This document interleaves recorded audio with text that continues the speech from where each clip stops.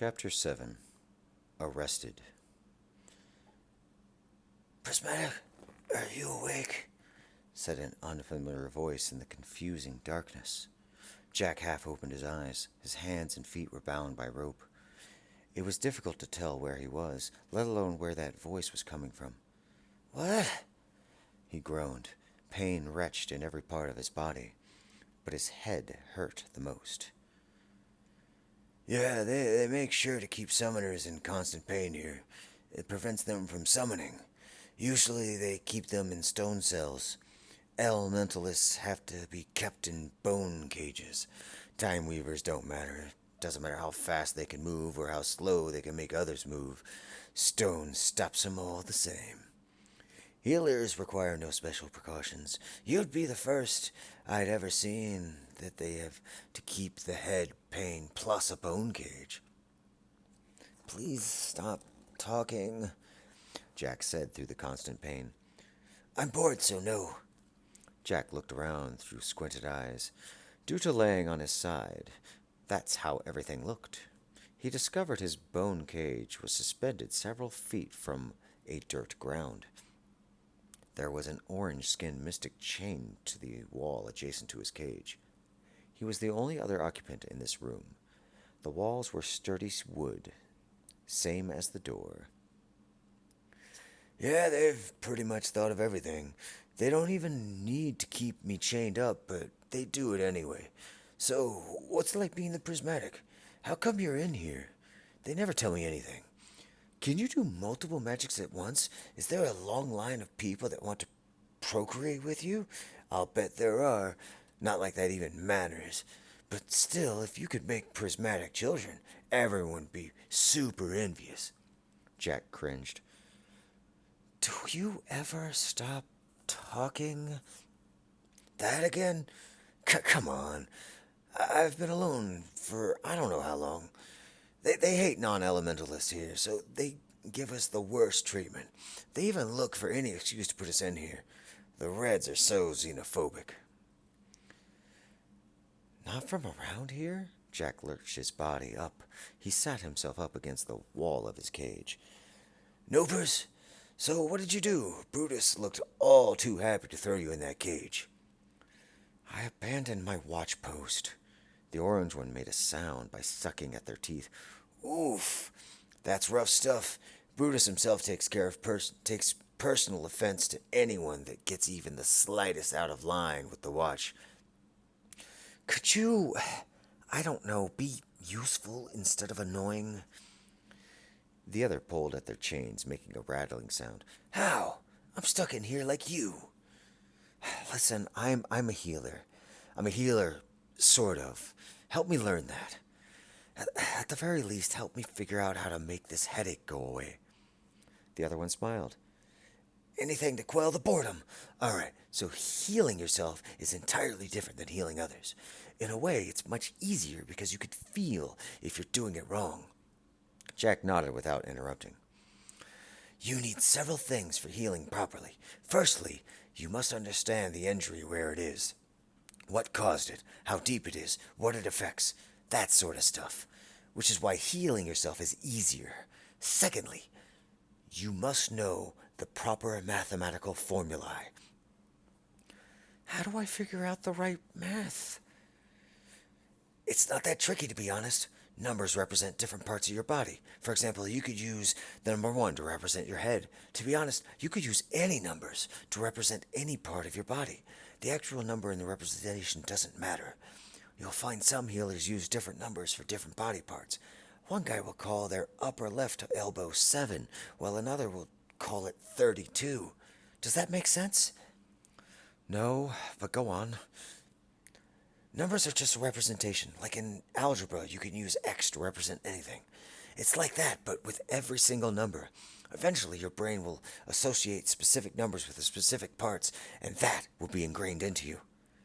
"Eventually?" "Ah, yes, that's right. You're all the magic, so you are as patient as a time weaver, as emotional as an elementalist, and as tunnel-visioned as a summoner." "What's the flaw of healers?" "Nothing. We're perfect, and better than everyone else." Jack shook his head, then sighed. Just keep going. Even if I don't learn anything, at least I can use you to distract myself. Ha! I should be offended, but anyways. With something like a stab wound, your mind needs to understand that what the numbers are associated with. Your goal is to make the skin either regrow or reattach to the torn part. You need to have in your mind numbers representing each part of the skin you are trying to put together. Depending on the math you use, you could make the skin stretch together, or you could make new flesh grow right before your eyes. Regeneration like that is pretty advanced. I never got that right. Anyways, I tell you what, I'll explain how to fix that headache, but in return, I want you to tell me your story. Do we have a deal? We have a deal. I'm Jack. Jack wanted to shake his head, but neither had the option. I'm Soon. Think of a number you want to represent your entire head. Then think of a number after that that will represent the portion of your head. In this case, your brain. Next, think of a number that represents the precise spot where the pain is. With those numbers in order, what you do is think of the head number, then the portion number, and finally, and this is where the math part comes in, take the pain spot number and subtract that number by itself. But hold on, you could accidentally injure yourself right now, so you must, and let me make this absolutely clear, you must think of the part where your injury is and the injury itself as two separate things. Your spot number and the pain number are thought of as separate. If you don't do that, even for an instant, you either sever that part of yourself, painfully I'll add, or you could make it mutate horribly. This can get people killed. I know. The orange one cringed. Oof. I'm sorry to hear that. I never made that mistake, but I was also raised by a healer, so they made sure to instill that teaching in me hard. Now do what I just said, then, and see if that gets rid of your headache. Jack closed his eyes to concentrate through the pain. My head is 1, my temple is 4.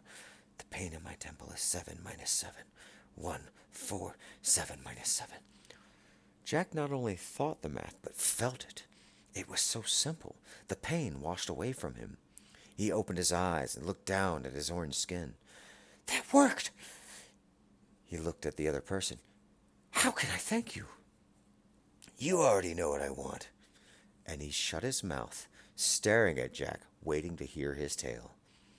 Jack told his whole story and left out not a single detail. Not once did this new friend interrupt. He actually remained silent the entire time, just listening. So that's everything. Wait, you insist all of your parents are dead? I don't mean to be rude, sorry, but is that true? Yes, why? Jack said, not annoyed but confused. You already know that as a summoner you absorbed Zed. I can understand that you are too pained to summon him, but you never realized that. You can summon Norg, too. I don't understand, Jack said. Listen, I don't know a lot about summoners. You might want to find an expert to teach you, but Norg gave himself to you freely. Do you have any idea what that means? A summoner freely giving themselves like that? Jack shook his head. No, what does that mean? Not only can you summon Norg, but you should have access to everything Norg could summon. Jack's mouth hung open with surprise. I mean, I can't believe that hasn't occurred to you, though I suppose with everything you've gone through, it's pretty easy to not notice something that obvious. Jack closed his eyes, concentrating on the image of Norg. The last time he saw him, that image of Norg shielding him from Psy and Mill's fire, his skin flushed green. The stream of magic flowed out of him from all over his body. It streamed 2 feet from him to the other side of the cage. Jack opened his eyes and saw Norg sitting the same way he sat. Norg! Jack said. Norg mouthed their name exactly like Jack just did. Jack wiggled his body. Norg did the same. Ugh, this isn't any help. I summon Norg, but they can only move as I move. I want him to untie me, but can't make him. Yeah, I hear every new summoner is like that. Sorry, I don't know much about summoning. I could help with healing, but that's it. You've been a big help already. I wish you were there for Zed instead of me. Healing a headache on yourself is easy. The toughest thing to heal would have probably been that wound you described on Zed. I don't think I have the skill or confidence to have done it right, and I've always been a healer, so don't beat yourself up about it. It would have taken the most studied of healers to have been successful on that sort of wound. Why? Because you would need to think of each portion of the wound at every angle and mentally imprint a number on every little difference. The math on that would be too much for anyone. Every single tear, point, and jagged edge require a completely different representative number. To hold that calculation in your head and constantly change it as the wound closes and heals is just too much. Zed. Jack dismissed Norg and summoned Zed. Zed replaced Norg in the same useless, bound state. I need to get out of here, Jack said. Ha! Take me with you. I mean, you won't, but if you do, take me with you. You could use a good healer, teacher. If I could control my fear, I could make the dirt break these bones and hold me. Please don't do that. You'll only succeed in making the dirt fly in our eyes. It's dirt, not strong stuff. I told you, they thought of everything. Besides, think about it. Let's say you succeed in breaking our bonds, right? Then what? We would leave, obviously, Jack said. Yeah, we walk out and are immediately left upon, no less than by a dozen elementalist guards. And those guys are trained, buddy. They aren't simpletons that stand watch on the wall or patrol the city. No, these guys won't waste their time on the mundane like that. It's worth a try. You are the Prismatic. Their voice was full of doubt. Why does that even matter? Are you serious? You could do any magic. The elements are at your command. Time is on your side. Ghosts fight for you. And you think healing is useless? I'll be personally offended. Yeah, I'm not bad at all of that, says the guy who cured his headache on the first try. My first try at healing killed Zed. Jack turned his head away from the ghost of Zed before him. The green Zed did the same. He closed his eyes and stopped thinking of the painful image before him. He cleared his mind and his skin color reverted. Listen, I'll teach you everything I know about healing. You don't ever have to use it, but there is no downside to that, okay? Jack looked in his direction. What's in it for you beyond curing boredom?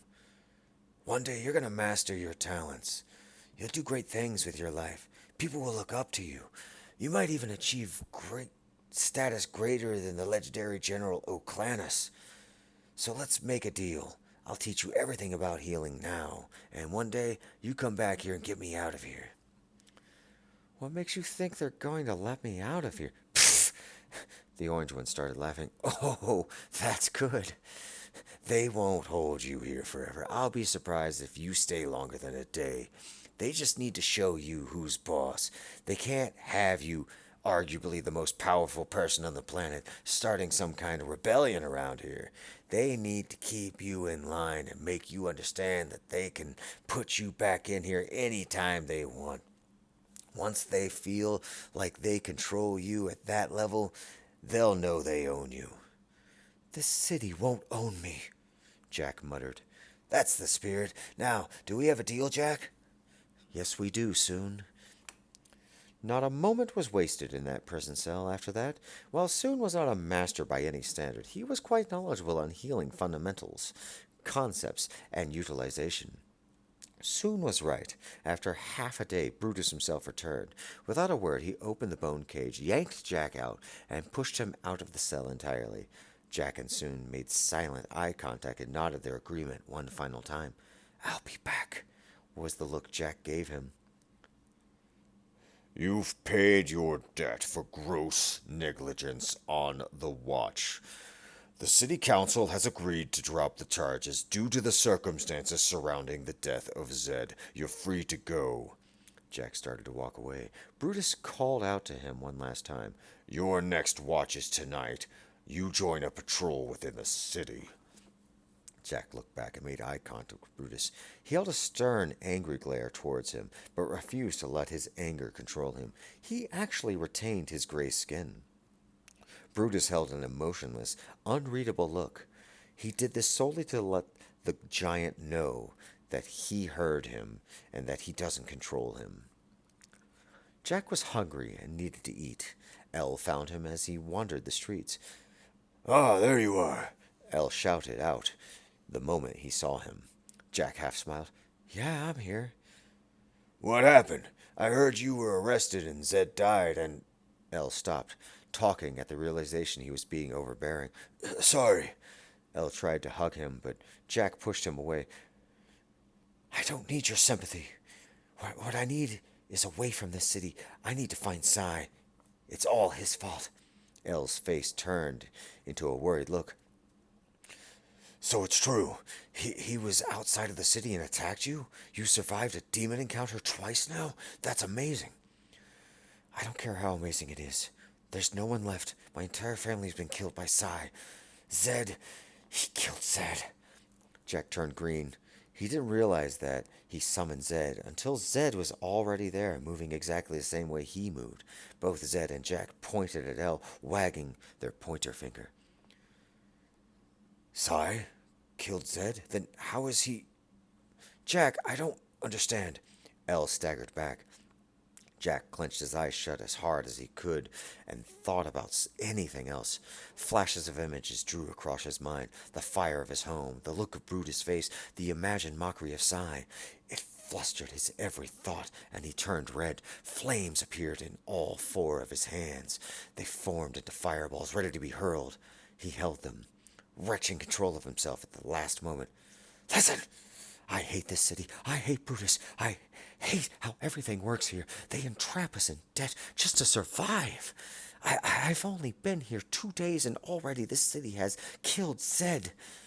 Sai is out there somewhere, and I need to find him, but I can't leave. They're making me do a patrol tonight. Where would you go? Elle changed the subject.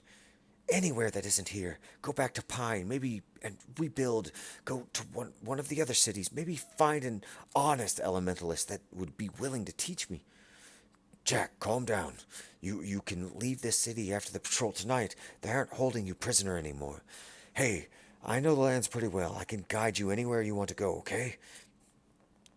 Why are you so willing to go where I go? Because you're different, like me. Sure, we're not the same, but you're just as different from everyone else as I am. So we should just stick together. Jack, I'm not young. I've been around for a while, and it's lonely when no one accepts you because you're different. Jack relaxed his face. He didn't know how to respond. He reverted and slumped his body. All right, you're right. I guess I just need to rest a bit, do the patrol, and then figure it out later. Jack half smiled. I'm hungry, though. You said something about food a while ago that wasn't frozen or cooked krana? Elle chuckled. Indeed, I did. Come. They locked 2 of their arms as they strode forward. They sat in a restaurant. There is other work beyond farming and being a guard here, Jack sincerely asked. Oh, my, yes. Interestingly enough, anyone can cook. One doesn't have to be a master of the elements just to start a fire. How does that work, though? I mean, this person running this restaurant, I know they cook the food, but how does that apply to their living? Jack asked. It goes like this. I've been farming, right? Elle stated. He paused long enough for Jack to nod, his understanding. With 1 day's work, I have earned the right to 3 meals and a bed for a night. How is it kept track of, though? It's not exactly the honor system. Some people periodically check on that to make sure no one is abusing the system. If someone is caught, the penalties are pretty harsh. All you did was confront a demon standing outside of the city, and they threw you in jail for that. People fought for your release, and I don't know how much that helped, but I'm glad you're free. Technically, it was your job to protect the city. It was complete nonsense, in my opinion, that you were even charged at all with abandoning your post. Jack waved his hand dismissively, not wanting to talk about it. You're right about the way this place keeps people here, though. You notice how no one really breaks too many laws? Elle asked. That's a good thing, Jack said. I mean, you notice how nobody violates the system. I know you haven't been here very long, but eventually you'll realize that something isn't quite right about that. Law abiding citizens? How could that be wrong? Elle shook his head, then leaned in to whisper, You'll see it. No way crime goes unpunished here. Then what does that mean? Jack asked. Jack didn't get an answer. The worker at this restaurant came to their table with 2 bowls. They were placed in front of Jack and Elle. Enjoy, they said with enthusiasm. Jack looked into the bowl. It was all liquid. He looked at Elle, questioning. I thought we were getting food. This is food, Elle said. This is a drink, Jack corrected. It's called soup. You drink the food. Elle demonstrated by bringing the bowl to his lips. He blew on it first, and then took a sip. A mild slurp sound was made. See? It's good. Now you try. Jack held it with all 4 hands. He could feel the warmth, which gave away that the contents were too hot. He did as Elle did, and blew on it prior to taking a sip. His eyes widened with surprise. Whoa! He wanted to describe the flavor. He had never tasted so much flavor in his life. A mix of exotic sensations rolled across his tongue and down his throat. Even after it went down, he could still taste the sensations dancing inside of his mouth. He wanted to express how good it was, but found himself guzzling the stuff faster than he should. He pulled the bowl away. The soup was burning his mouth. Ah! He screamed. Elle laughed. Whoa now. Slow down. Take your time. Put it down for a moment. He watched Jack stagger in his seat and attempt to compose himself. The prismatic flailed about like a fool. Elle laughed harder at the sight. What's so funny? Nothing. You look silly, Jack. Relax, okay, and just drink it slowly, like this. Elle demonstrated by sipping, then waved their hand in a ta-da fashion. Jack exhaled as hard as he could to force himself to relax. He closed his eyes and took several deep breaths, then opened his eyes and did as Elle bade. He sipped the soup. He didn't have a flamboyant reaction this time. What is this soup that makes it taste so good? I told you about seasoning. Mostly that. Soup is really simple, to be honest. It has many ingredients in order to fill you up and contribute to the flavor. If you'd rather cook instead of being a guard, there are several restaurants that would gladly take you. I have no idea how to cook, though. Elle dismissed the words with a wave. Pfft, your famous friend. How so? Jack asked. A demon showed up outside of the city and you rush out to confront it. Add that on top of being the prismatic, and you have instant fame. Brutus is jealous of you. You're going to be perceived as the city's hero, and he'll be number 2. Brutus? Hate that guy, Jack said in between sips. Like I originally told you, you can learn a lot here. Weapons training, elementalist magic, job skills. But if you want to leave, and you'll have me with you, I'll follow. I'll make up my mind while I'm on patrol tonight. After they ate, they went to where Elle was staying. Jack wanted to know more about what Elle was trying to say just before the soup was in front of him, but decided to ask about it some other time. Jack rested. You're late, said an armor-clad elementalist as Jack arrived. Jack shrugged. Sorry about that. He offered no explanation. The guard scowled. You don't have a weapon? I had a bow. I must have dropped it outside of the city when I was dealing with a demon and my last parent died. Here, the guard said with indifference. He handed Jack a sword and medium shield. This is a standard patrol. He spoke to the entire patrol. 4 other elementalists, another gray-skinned mystic, and 1 green summoner. The 2 of you, he pointed at Jack and the other gray-skinned one, will stay in the middle. You're the least experienced, so I need you to stay out of the way and mostly observe should anything happen. If things should get out of hand, then you jump in and help. Do not do anything without me telling you to. Do you understand? Yes, both Jack and the other said at the same time. Most likely nothing will happen, though. We're just going to patrol down the main street, circle around to the edge of the city, and then walk along the inner wall until we get back here. This will take the entire patrol time. If you get bored, consider yourself lucky. Excuse me, Jack said. What? I'm not actually a child. I don't have to be in the middle. I know who you are. You stay in the middle, the leader said. The 7 marched off. They all moved in unison. Jack had difficulty matching their step. Imagine a 4-note tune, the young one whispered. Jack did so. 1, 2, 3, 4. 1, 2, 3, 4. The rhythm moved with every step. His skin turned blue, but nothing happened as he stepped. Well, it is true. Jack didn't answer. He focused on walking along with everyone. It was a chore in and of itself, but he felt relieved that it was a distracting chore. Actually doing things was the kind of work he felt fine with.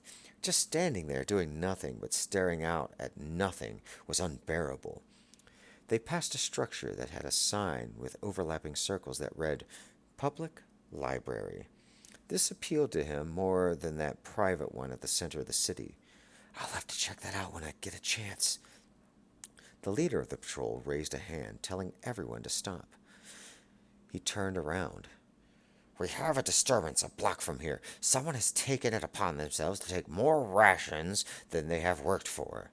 He pointed to the 2 in the front. I want you 2 to aim for his hands and burn them if he's holding any weapon and refuses to drop it. Then he pointed to the 2 in the back. You 2 stand ready to tackle him down if he gives any resistance. Well, what about us? Jack asked. Stand and watch. Do nothing unless I say. He leaned in close to Jack. Do you understand? Jack nodded without saying a word. He straightened his body and almost smiled. Right, let's get to it. They marched about twice as fast as they were before. Jack felt as though he was marching at the same pace, but could tell that his time-weaving was actually working, and everyone appeared to jog slowly. He nodded to himself. After a short distance, the leader raised their hand, and everyone stopped. Jack and the young one stepped back, allowing the 2 behind them to step forward. Jack remained blue. He kept the cadence in his head, wanting to hold his blue form as long as possible for a change. There were 7 people casually sitting at a table. The leader walked straight to a specific person and placed one arm on their shoulder. Come with me, please. He wasn't asking. What? Why? The red-skinned mystic asked. You're being charged with overindulgence. I would never. You better prove that. I don't need to. It's already been proven. Jack stepped forward. But how did you know? The leader pointed a threatening finger at Jack. You get back and stay quiet. Jack raised his hands defensively in as peaceful a manner he could muster. Hey, I'm not trying to challenge you. I'm just asking. One of the rear guards pulled Jack back by his shoulders. Do as you're told. Jack, still being blue, twirled his body while still counting the same cadence in his head. He was able to move twice as fast as the guard behind him. They couldn't keep hold of him, and Jack jumped forward. Listen, you can explain. I'll help arrest this person if you could just prove he did something wrong. From Jack's point of view, he saw the leader slowly shake his head disapprovingly. Then his hand went up to the most threatening fashion, pointing at Jack. He could feel the fury emanate from that mystic. Jack didn't want to be in the line of fire when the fire shot out. He couldn't believe it. The ball of flame fired from his fingertip and hurled straight to him. If Jack were not already blue, he most certainly would have been ignited by the leader's wrath. He ducked down, then jumped to the left. I can't believe you're attacking me, Jack shouted. They spoke, but the words were slow. You better stop interfering.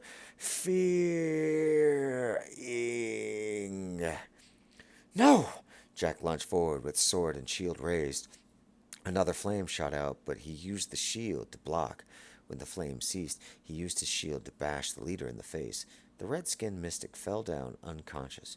Jack turned around to the rest of the watch with a triumphant look on his face. All 6 of them were scowling at him. What? He attacked me. You all saw that. You should have stayed back, one of them said, shaking his head. Jack lost the music pattern, and his skin turned red. Everyone reverted back to normal speed. One guard charged him.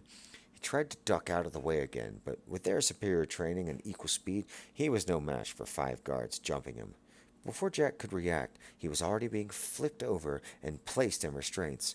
4 metal mittens were slung over his hands, preventing any fire from leaving his palms.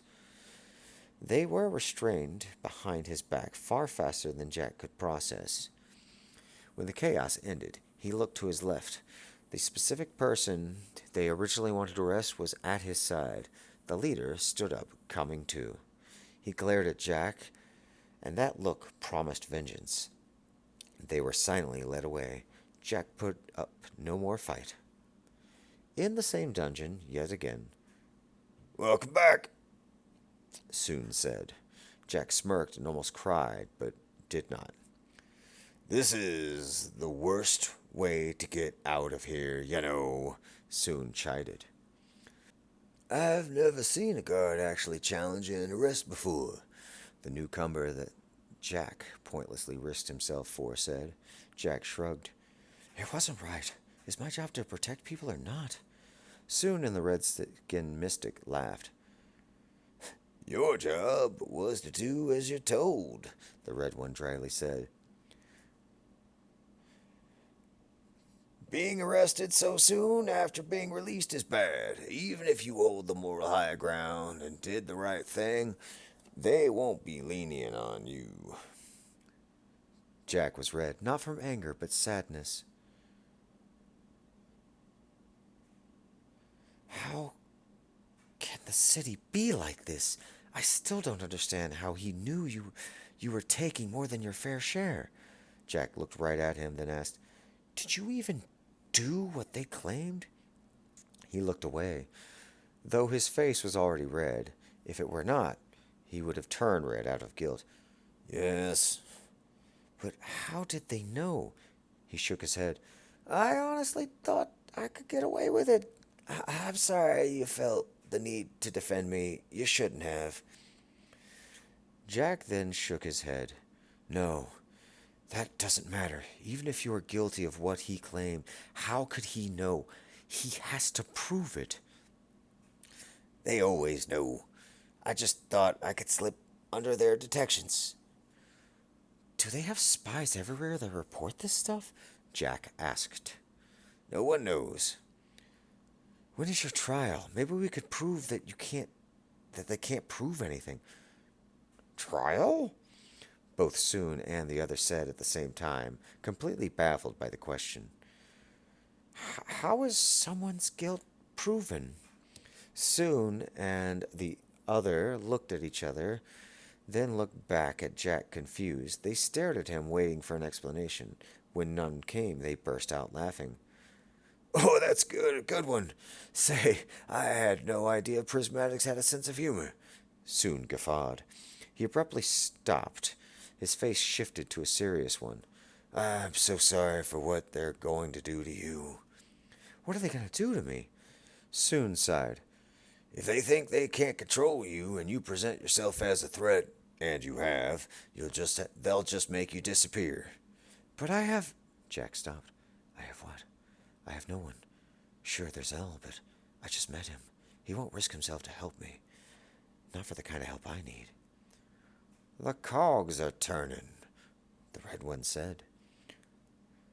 What do I do? Jack needed to know. Soon shook his head. I don't know if you can do anything. We're stuck here. Maybe my new friend here can help me learn something. What? Listen, I'm grateful, but we're not friends. I know so little about you. Why would I help you beyond something convenient? Do you have anything better to do right now? Jack gambled. The Red One sighed. No, I suppose I don't. I guess it's the least I could do. What do you understand about being an elementalist so far?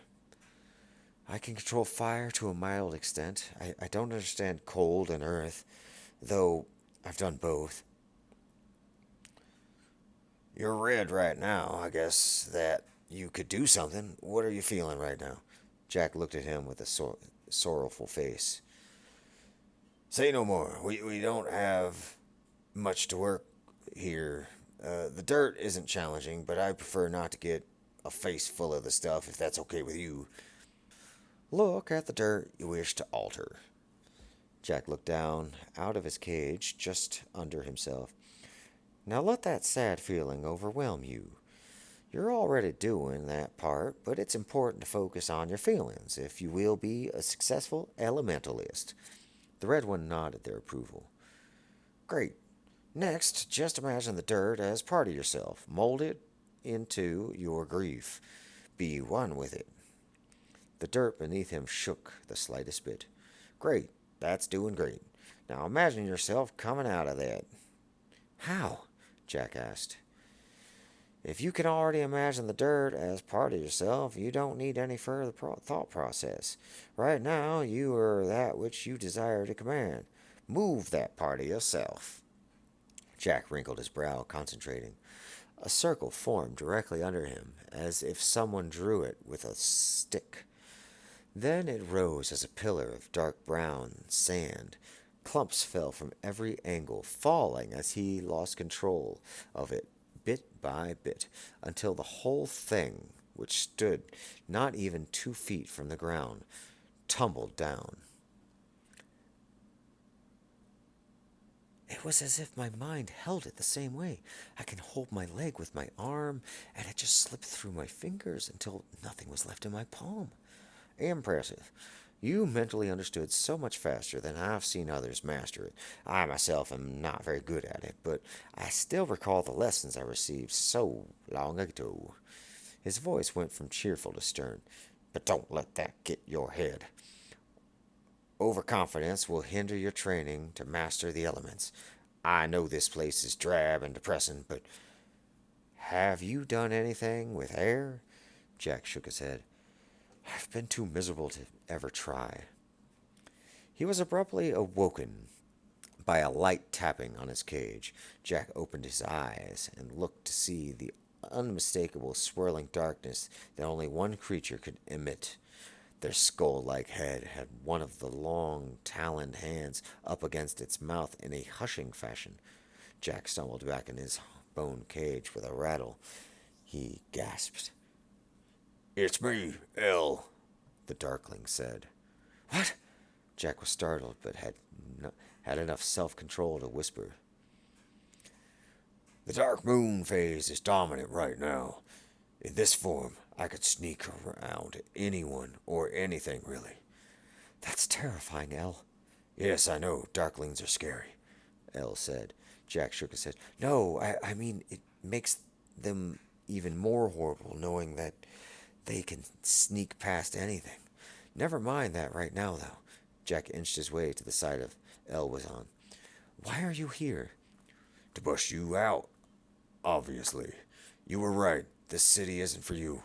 We can get you out, get you to Cadance, the Time Weaver capital. Aren't you worried they won't accept you like that? Elle waved at Talon dismissively. By the time we get there, it will be another moon phase. He placed both of his talons on the cage, as if to break the bones. After I break this room, we can make our way to the sewers. From there, we can navigate our full escape. Wait, before you do that, Jack started. Elle made a curious face, which looked haunting on the face of a darkling. Jack ignored that. Those two have to come with us. Elle shifted his expression from curious to doubt. Why? They'll only slow us down. Plus, what if I scare them and they alert guards?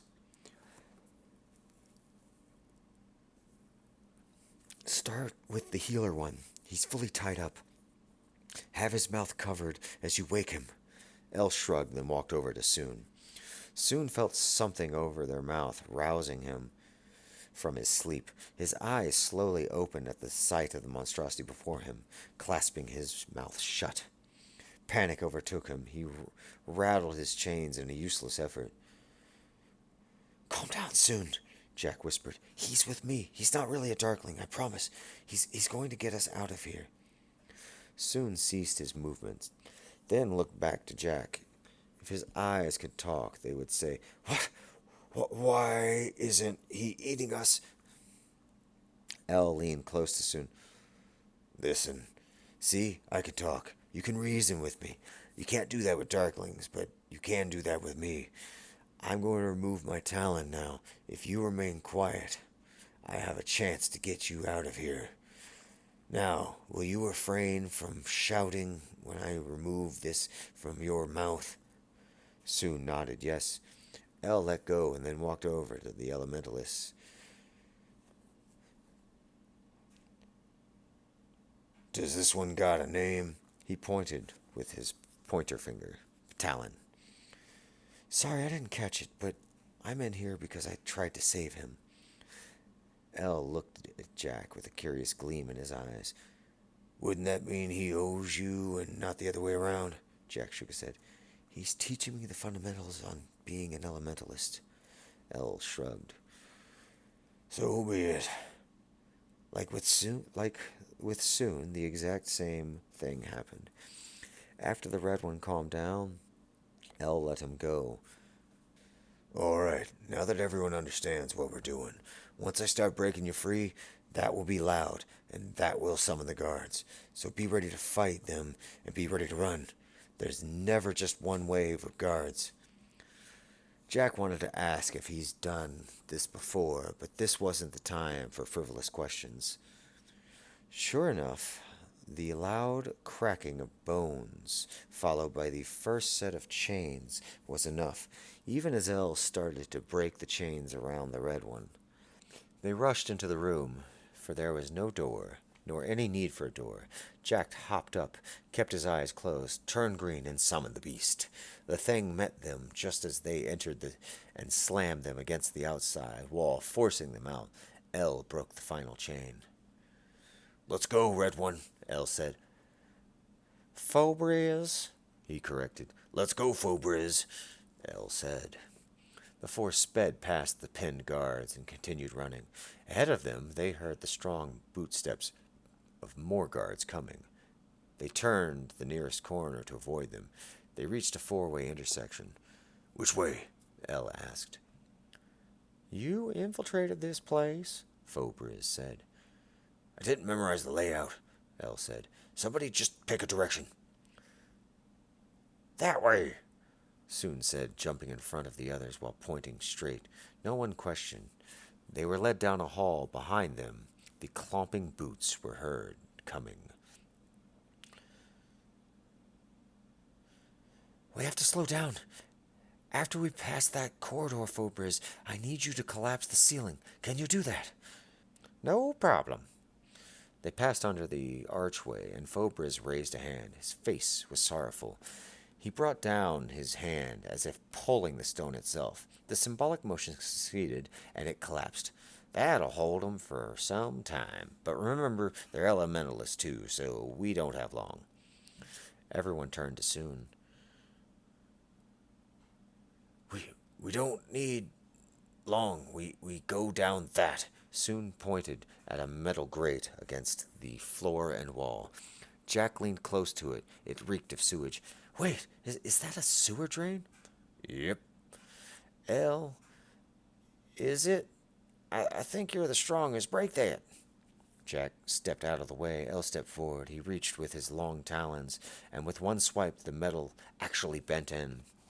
Jack's mouth was aghast, though he had already witnessed the savage strength of Darklings. The severity of those talons never dawned on him until now. Wow, one of those things almost got me. With another two swipes, El was able to make a hole big enough for everyone to enter. Who goes first? Jack asked. You, El said, pushing him in. Jack was caught off guard and slid down the sewage pipe. El guided soon in, followed by Fobriz, then went down himself. Guards moved the debris just in time to see El look at them as his dark frame vanished below. They hesitated, looking at the ominous hole. Someone go tell Brutus. Any volunteers to go in there? No need. Post some guards here in case they come back this way. We'll just meet them at the exit by the ocean. All but two of the guards left. The guards that went to the ocean only found disappointment, for no one came out of that pipe. End of chapter 7.